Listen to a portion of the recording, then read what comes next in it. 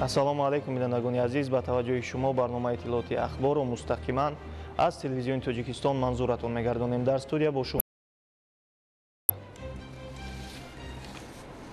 фармони президенти ҷумҳурии Тоҷикистон дар бораи даъват намудани ҷаласаи якуми якҷояи Маҷлиси миллӣ ва Маҷлиси намояндагони Маҷлиси олии ҷумҳурии Тоҷикистон даъвати ҳафтум. мутобиқи моддаи 52 Конститутсияи ҷумҳурии Тоҷикистон ва моддаи 9 қонуни конститутсионии ҷумҳурии Тоҷикистон дар бораи Маҷлиси олии ҷумҳурии Тоҷикистон фармон медиҳам. ҷаласаи якуми якҷояи Маҷлиси миллӣ ва Маҷлиси намояндагони Маҷлиси олии ҷумҳурии Тоҷикистон даъвати ҳафтум декабри соли 2025 соати душанбе даъват карда шуд. ҷумҳурии Тоҷикистон Амалӣ Раҳмон душанбе 26 соли 2025. идомаи ахбор. ёдовар мешавем ки 26 ноябри ҷумҳурии Тоҷикистон пешвои миллат муҳтарам Эмомалӣ Раҳмон мақсади иштирок дар ҷаласаи навбатии шӯрои амнияти дастҷамъии созмони аҳдномаи амнияти дастҷамъӣ вориди Бишкеки ҷумҳурии Қирғизистон шуданд.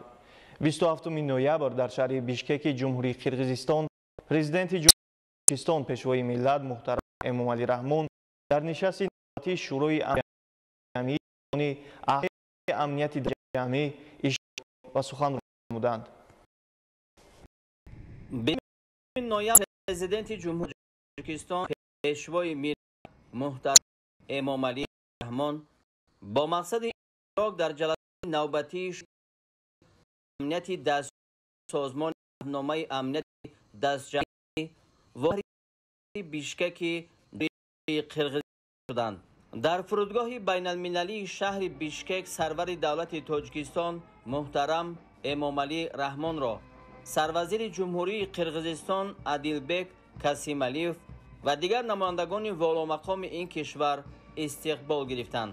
ҳамчунин ба хотири пазироии самимии меҳмони олимақом президенти ҷумҳурии Тоҷикистон муҳтарам Эмомалӣ Раҳмон аз ҷониби аҳли ҳунари кишвари дӯст барномаи дилнишини фарҳангӣ пешкаш карда шуд.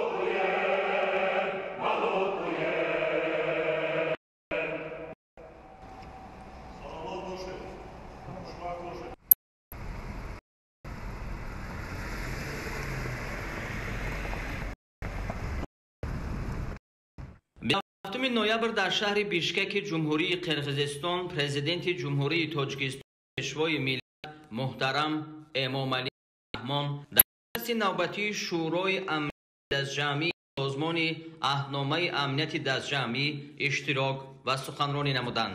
сарвари давлати мо муҳтарам Эмомалӣ Раҳмон нахӯрд роҳбари кишвари ҷавон барои муҳайёсозии шароити хуби ҳамоиш арзи сипос намуданд. ҳолати кунӣ ва дурнамои ҳамкорӣ дар доираи созмони аҳдномаи амнияти дастҷамъиро мавриди таҳлилу баррасӣ қарор доданд.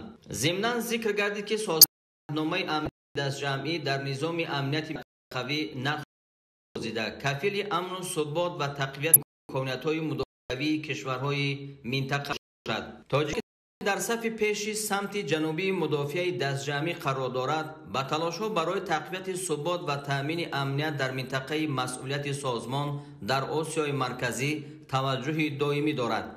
تاکید نمودند پرزیدنت جمهوری تاجیکستان محترم امامعلی رحمان سرور دولت تاجیکستان اعضای بین المللی را مرکب و دشوار پیش شونده ارزیابی نموده از تدبیرهای مشترک روزنامه نشست شورای امنیت دستجمعی از جمله سند قبول پیشنهاد شده پشتیبانی نمودند. از جمله تاکید گردید که تاجیکستان قبول نقشه رشد همکاری حربی دولت‌های اعضای سازمان عهدنامه امنیت دستجمعی را برای 2030 دستگیری می نماید. قبول قرار درباره تصدیق استراتژی ضد مخدراتی دولت‌های سازمان عهدنامه امنیت دستجمعی برای سالهای 2026-2030 نیز از جانب سرور دولت ما دستگیری یافت.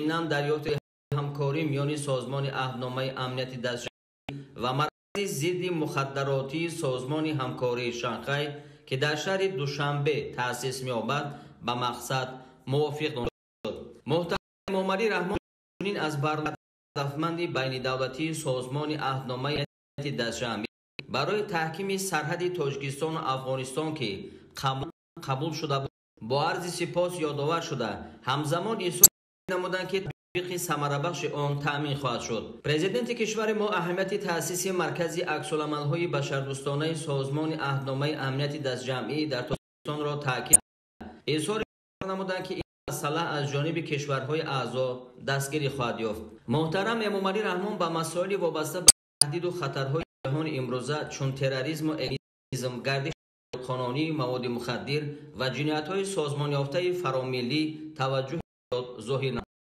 در این رابطه سرور ما با یادآوری از استفاده فضای مجازی از جمله ذهن صنعی از جانب ساختارهای تروریستی و افراطی بر ضرورت تبادل معلومات فوری و اداره این خطرها با تکنولوژی‌های نوی رقمی تاکید نمود.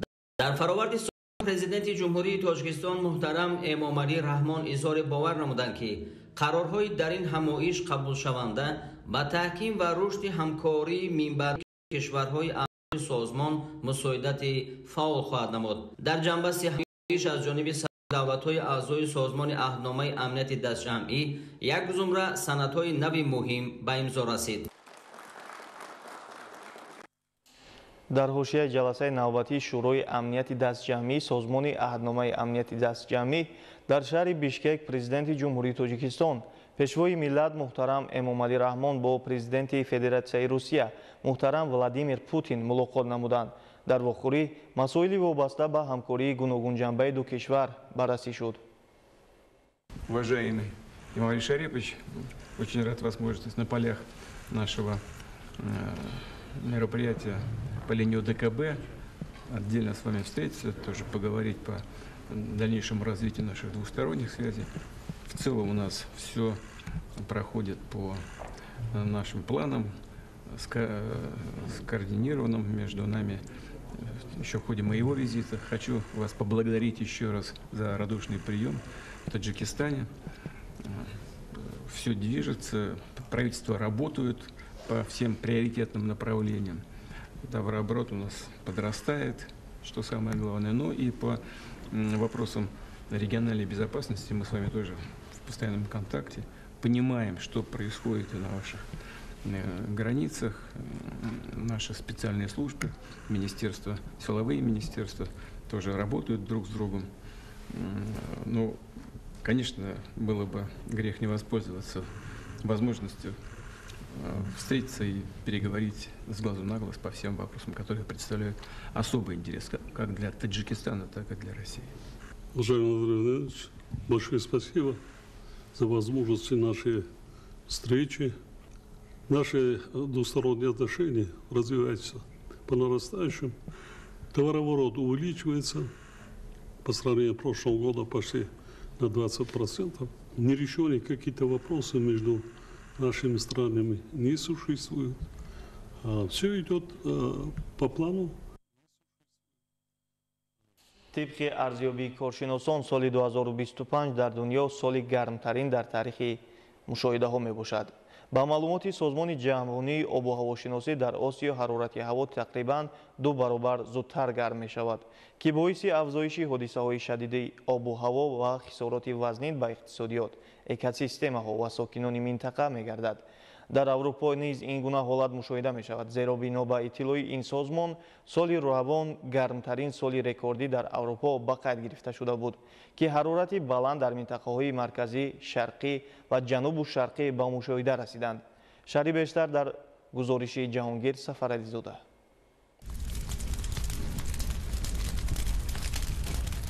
коршиносони масоили иқлимӣ баландшавии ҳарорати заминро солҳои 2050 пешгӯӣ намуда буданд, вале тамоюли болоравии ҳарорат дар аксар кишварҳои ҷаҳон аз он дарак медиҳад, ки пешгӯиҳо барои солҳои оянда пеш аз муҳлат аллакай шурӯъ аз соли 2025 ба амал омада истодааст. Бинобар иттилои коршиносони байналмилалӣ, моҳи июли соли равон аз моҳҳои гармтарини 10 солаи охир ба шумор меравад. дар баробари ин сол то сол боришот дар ҷаҳон аз ҷумла дар Тоҷикистон кам шудааст. чунин ҳолат дар самти тавлиди нерӯи барқ таъсири худро мегузорад.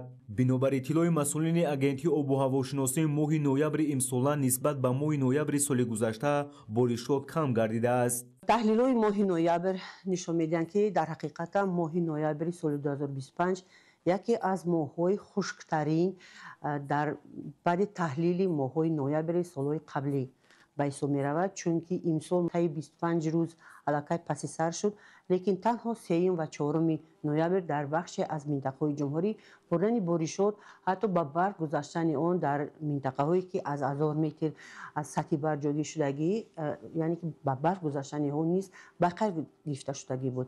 вале баъдан баъди рӯзҳои 3-4 дигар дар қисми зиёди ҷумҳурӣ ҳаво камавр бебориш буд ва танҳо дохилшавии чангу ғубур аз минтақаҳои гуногун, яъне ки аз ҷануб, аз шимолу ғарб ба ҳудуди ҷумҳури мо дохил гардид. ва рӯзҳои наздик низ боз чунин вазъи ҳаво то охири моҳ давом хоҳад дод ва қариб боришот бо амин дар моҳи ноябр нахоҳад борид. тибқи иттилои агентии обу ҳавошиносӣ, кумитаи ҳифзи муҳити зисти назди ҳукумати ҷумҳурии Тоҷикистон таи чанд рӯзи оянда дар ҷумҳурӣ ба амал омадани хокбориш дар назар аст. тибқи пешгӯӣ то охири моҳи ноябр дар ҷумҳурӣ боришот пешгӯӣ карда намешавад ва эҳтимолияти бордани боришот дар даҳаи якуми моҳи декабр пешгӯӣ карда мешавад ва аниқтар агар аз рӯи моделҳои ҷаҳонӣ агар мо нигоҳ кунем, баъди 7 декабр дар ҷумҳурӣ новосор гардани ҳаво эҳтимолияти бурдани он дар қисматҳои кӯҳӣ ва эҳтимол аст ки 8, 9 ва баъдан агар ҷараёнони атмосферӣ тағйир наёбанд, чунин эҳтимолиятҳо ва бурдани онҳо аз эҳтимолдунест. дар водиҳо асосан озира борон пешгӯӣ карда мешавад, қисматҳои кӯҳӣ гузариши борон ба барф ё худи барф пешгӯӣ карда мешавад, чунки дар қисматҳои кӯҳӣ аллакай ҳарорати ҳаво аз 1 то 6 дараҷа хунук дар тоби марказ, дар вилояти Сур аллакай аз 3 то 8 дараҷа хунук, дар ғарби Бадахшон бошад то 10 дараҷа хунук, баландкӯҳҳои вилояти Бадахшон бошад то 25 дараҷа ҳаво сард аст. бинобар ин дар ин минтақаҳо дар натиҷаи ҳаракат кардани циклон танҳо барф хоҳад борид.